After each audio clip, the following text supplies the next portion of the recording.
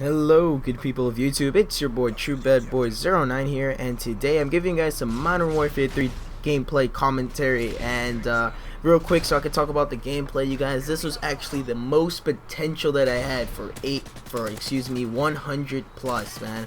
I had so much potential this game, but I choked at the end.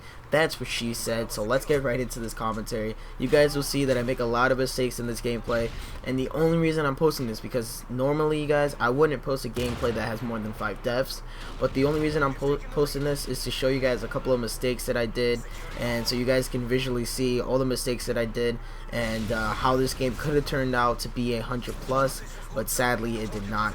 So, you know, look at that mistake right there. But that's not what I want to talk about today. I want to talk about that video that you've guys seen already. If you haven't, I'll put a link on the description.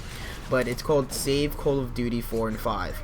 And what it pretty much talks about is how corrupt Call of Duty is, 4 and 5, because of all these hackers and such, and all the good memories that Call of Duty 4 and 5 brought to the community. So I'm going to talk about Call of Duty 4 and 5 and talk about why people should save it. And I'm going to talk about what we can do right now in the present so that we can get Call of Duty 4 and 5 back, because, you know, that's where a lot of the people started, you know, COD 4. The first thing, it revolutionized gaming in the multiplayer aspect. I'm not going to lie to you guys. Before Call of Duty, the only game that really revolutionized, that was really insanely good, was Halo. And, you know, Halo, it revolutionized sci-fi shooters, while Call of Duty actually revolutionized a first-person shooter, but in a real war aspect, and it created a totally different feel. I mean, if you guys were, if you guys were into Call of Duty when COD 4 came out, everybody was freaking out because you can kill somebody through a wall. You know, you can shoot somebody through sheet metal. People were freaking out about it, and they were like, wow, this is going to be the next big thing. This is going to be a revolutionary. You know, you can shoot a guy through a wall. That's never been done in a game before, you guys. Remember, this was 2007, I believe. And you know, this was never done before, so this was a very, very big deal. And I cut off the Reaper right there. So this was a very big deal, and it revolutionized with the creative class aspect, with the multiplayer layout.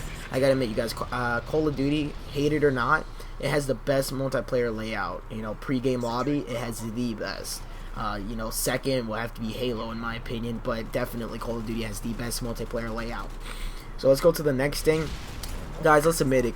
Call of Duty 4 and 5, they bring so many good memories, you guys. You know, they bring so many good memories. The first time somebody pulled out a no-scope, people started freaking out. I mean, when COD 4 first came out, if you would get a no-scope barrel stuff, you would get 100,000 views, you guys. You would. Like, I'm not even joking with you guys. You would.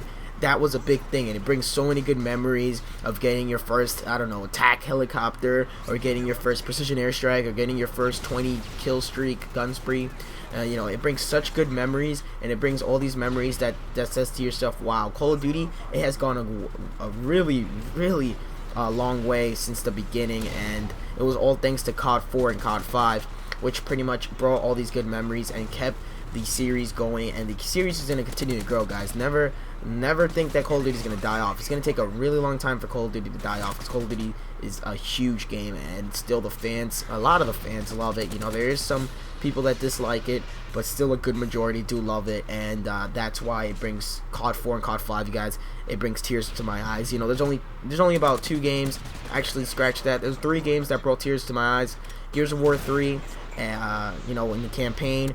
Halo 3, when I finally found it in my closet, I just put it on the menu, hear the main menu song, and I was already like crying from all the good memories. And COD 4, when I bought it, I was like, wow, you know, this brings so many good memories, because I remember playing this at my cousin's house even before I had an Xbox. You know, when my cousin got the Xbox on midnight and was camping outside of GameStop. So let's go right into the other topic, guys. Because of Call of Duty 4 and 5, this started the YouTube community.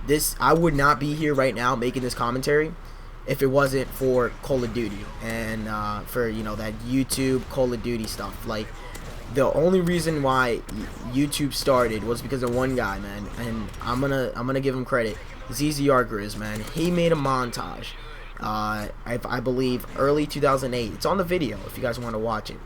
It was called Lock and Load, and that montage was the spark to the YouTube community. After that, everybody was posting Call of Duty videos. Everybody was going for those trick shots. Everybody was trying hard to get those gameplays that are worthy.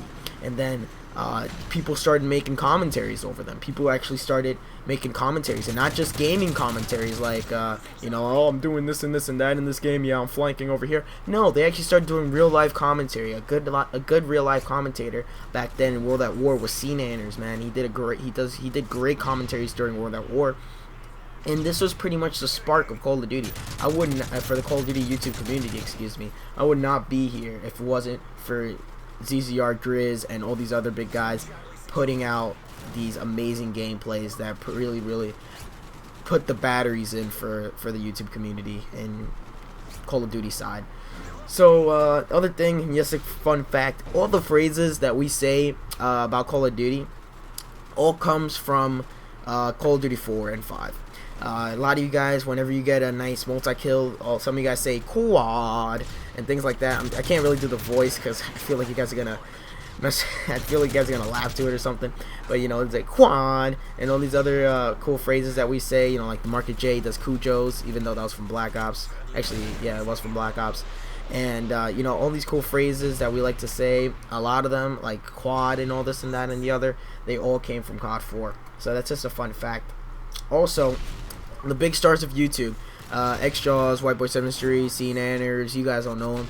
They pretty much all started at COD 4 or and early Modern Warfare 2. If you started early Modern Warfare 2, from COD 4 to early Modern Warfare 2, you guys are like pretty much stars, because if you started during that time, you pretty much was guaranteed. Because nowadays, you know, if you started doing the commentating business around Black Ops, it's gonna be very hard. You know, for me, guys, it's really hard for me to shine out from the rest. But you know, I'm trying my best too.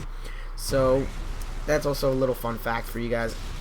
Also, Call of Duty 4, you guys, I'm not gonna lie to you guys, it is the funnest Call of Duty, you guys. It is the funnest, it is the most amazing Call of Duty. It's so well balanced, the maps are so well made, it is very simple, you guys. That game involves more gun skill than Black Ops. Actually, scratch that. You know, I don't know which one involves more gun skill, Call of Duty 4 or Black Ops. Please leave a comment down below telling me which one. But you know, it does bring a lot of gun skill into the game, you know, and it was really simple, you guys. 357, that's all you had. 357. You had to work with that, you had to improvise with that, and it was awesome because it involves so much gun skill that it just feels good. It feels like a good game. It feels like a game that's fluent and it's full of action, and you know, you don't have to rely on AC-130s to get kills. You have to rely on your weapon, you have to rely on your map knowledge, your gun skill, your map awareness, your situational awareness, this, that, and the other. So a lot of people, why they're so good at Modern Warfare 3 and Black Ops, because they started at COD 4 and they knew the gun skill and they knew all the things that they had to do, and they don't just simply rely on stacking kill streaks. Because not a lot of people stacked kill streaks, and there's lights fail, but not a lot of people stacked kill streaks back in the game. Everybody was running out.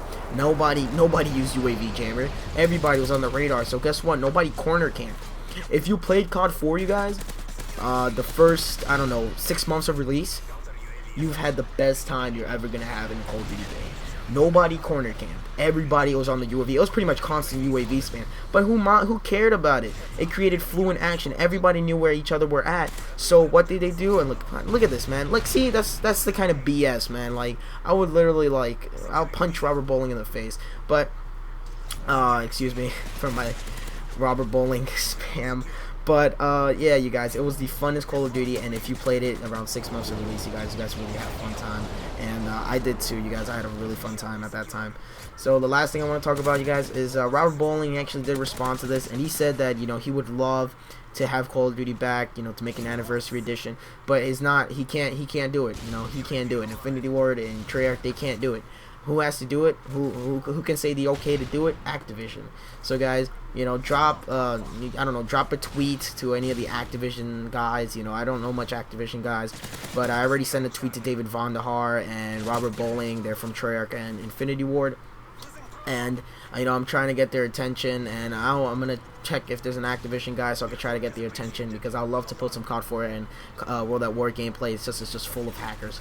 So there you guys go, you guys. Final score 88-10. I hope you guys all enjoyed the commentary, and I'll be posting up on Moab tomorrow, and I hope you guys all have a great day or night depending where you're at. Please drop a like and a favorite and a comment. Peace.